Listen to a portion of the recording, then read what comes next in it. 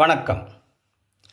1980களில் உள்ள பள்ளி மாணவிகள் எப்படி படித்தனர், என்ன பெயருடன் இருந்தனர், எந்த மாதிரி அவர்களுடைய மனநிலை மாற்றம் ஏற்பட்டது என்பதற்கு சில உதாரணங்களை உங்களிடம் தர ஆசைப்படுகிறேன்.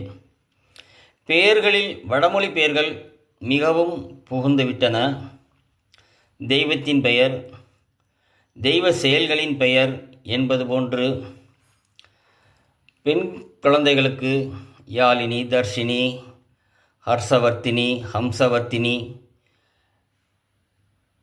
போன்று வடமொழி பெயர்கள் மிகவும் அதிகமாக விரும்பி வைக்க ஆரம்பித்தார்கள்.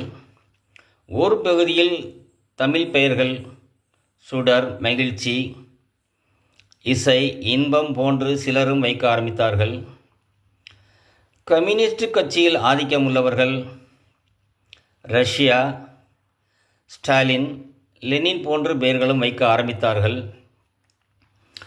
அதே நேரத்தில் 1980களில் ஆங்கில வழி கல்வி மோகம் நடுத்தர குடும்பத்தினரிடம் அப்பிக்கொண்டது. புதிதாக சிறு சிறு பிரைமரி ஸ்கூல்கள் துவங்குகிறார்கள், நர்சரி ஸ்கூல்கள் துவங்குகிறார்கள், மிடில் ஸ்கூல்கள் துவங்குகிறார்கள், ஹையர் ஸ்கூல்கள் தொடங்குகிறார்கள். ஆங்கில வழி கல்வியில் பயில வைத்து நம் குழந்தையை எப்படியாவது ஆங்கிலம் கற்க வைக்க வேண்டும் என்ற எண்ணம் நடுத்தர மக்களிடம் மோகம் கூடிவிட்டது. விளையாட்டு மாறிவிட்டது.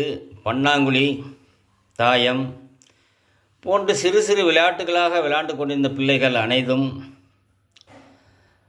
ரோட்டில் ஹைட் அண்ட் சீக், கால் தாண்டி, பச்சை குதிரை, ஒளிந்து விளையாடுதல் போன்ற விளையாட்டை எல்லாம் மறந்துவிட்டு கேரம் போர்டு, ட்ரேடர் இது போன்று விளையாட்டுகளிலும் புதிதாக மனதை மாற்றிக்கொண்டது. அந்த நேரம் வந்த தின்பண்டங்களும் மாறிவிட்டன.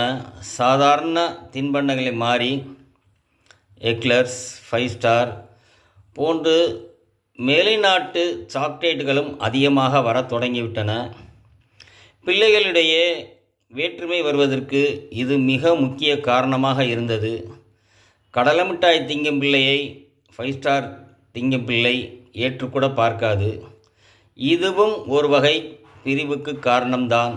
இதுபோன்று மேலும் பல தகவல்கள் தர ஆசையுடன் இருக்கின்றேன். நன்றி.